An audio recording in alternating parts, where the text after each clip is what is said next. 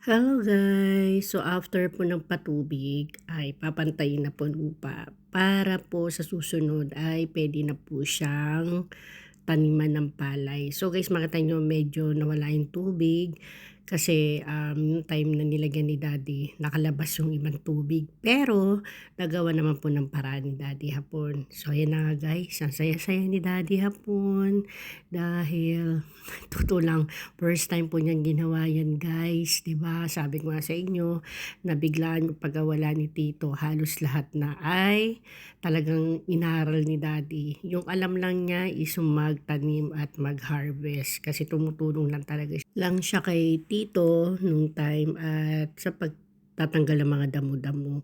So ngayon halos si daddy na lahat ang gumagawa guys, no? So ito yung na-encounter niya talaga ngayon dahil interesado si daddy sa pagsasaka ay talagang inaaral niya ang lahat-lahat.